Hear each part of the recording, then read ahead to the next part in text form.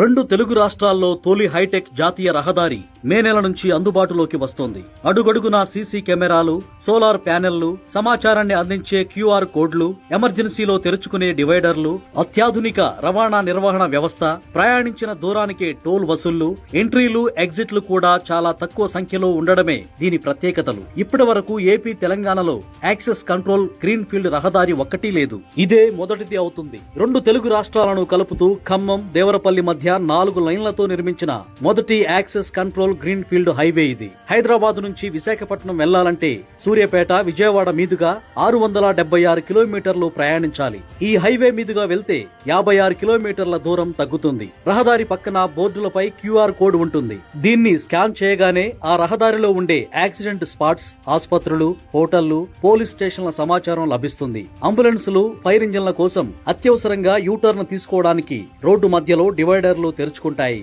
సాధారణ ప్రయాణికులు ఇవి వాడటానికి వీలుండదు.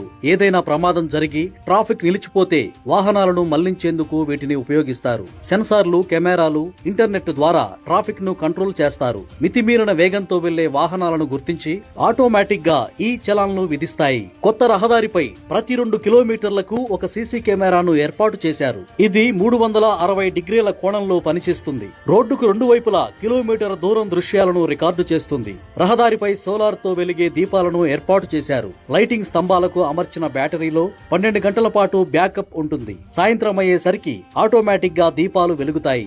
ఉదయం ఆరిపోతాయి. ప్రతి 50 కిలోమీటర్లకు రోడ్డుకు 2 వైపులా 5 ఎకరాల్లో ప్రయాణికులు సేద తీరడానికి సౌకర్యాలు కల్పించారు. ఇందులో హోటళ్లు, పెట్రోల్ బంకులు, వాష్రూమ్స్ తదితరాలుంటాయి. రహదారిపై ఏర్పాటు చేసిన క్యూఆర్ కోడ్ బోర్డులను స్కాన్ చేస్తే ఈ సౌకర్యాలకు మీరు ఎంత అందుబాటు దూరంలో ఉన్నారు అనేది తెలుస్తుంది. ఖమ్మం సమీపంలోని తల్లంపాడు నుంచి ఏలూరు, తూర్పు గోదావరి జిల్లాల మీదుగా దేవరపల్లి వరకు 4451 కోట్లతో నిర్మితమైన ఈ రోడ్డుకు NH 365 బీజీగా నంబర్ను కేటాయించారు.